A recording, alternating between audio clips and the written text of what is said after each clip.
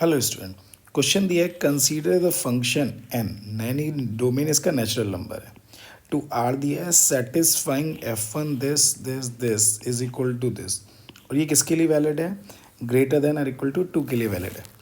With F one is equal to कितना दिया है? 1, दिस ये गिवन है। अब देखो ये क्वेश्चन आ गया। अब देखो इस टाइप के क्वेश्चंस के लिए हमने क्या कहा, देखो यहाँ पे अगर x इक्वल टू 1 रखेंगे तो इसका मीनिंग क्या हुआ?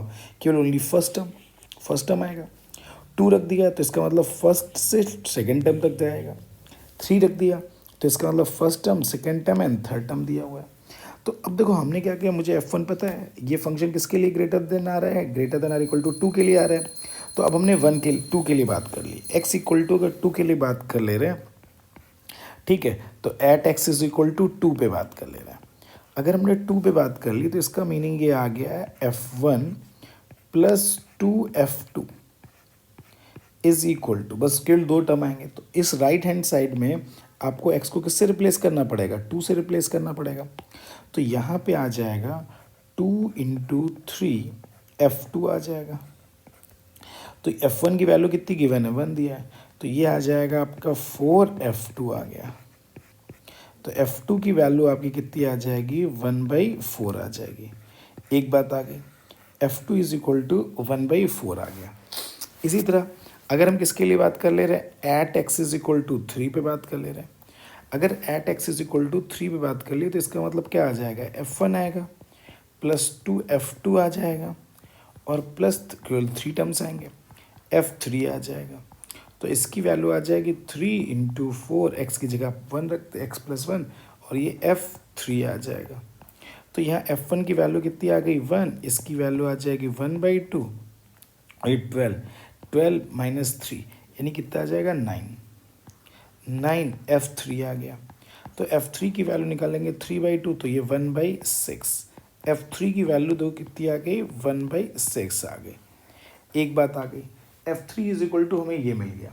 अगर हम बात कर लेते हैं, इसके लिए बात कर लिया। अब देखो at x is equal to अगर हम 4 पे बात करते हैं, at x is equal to 4 के लिए बात कर ली।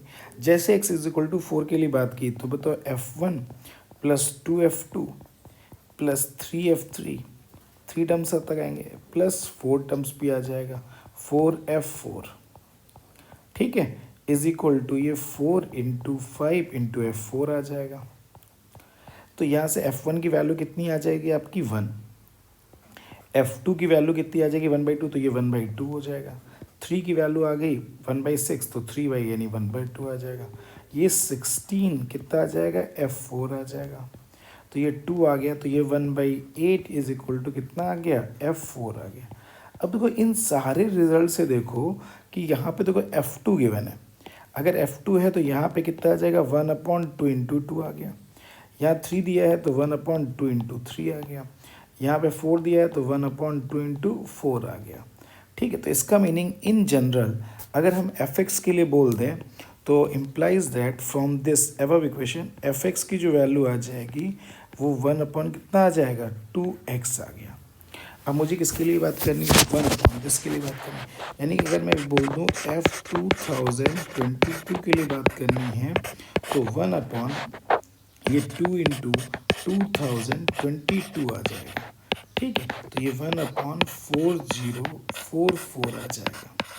अगर मैंने बोल दिया f कितना 2028 के लिए बात करनी है तो 1/2 इंटू 28 आ गया। इसका मीनिंग ये 4056 आ गया। अब हमें इसका सम फाइंड आउट करना है।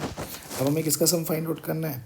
यानी कि 1/f2022 प्लस 1/f2028, इसके लिए वैल्यू फाइंड आउट करनी है। तो ये वैल्यू आ जाएगी 4044 प्लस 4056। इन दोनों को ऐड कर लिया तो ये 0 आ गया, 0 आ गया, 1 आ गया, 8 आ गया, तो 8100। तो it means fourth option correct हो जाए।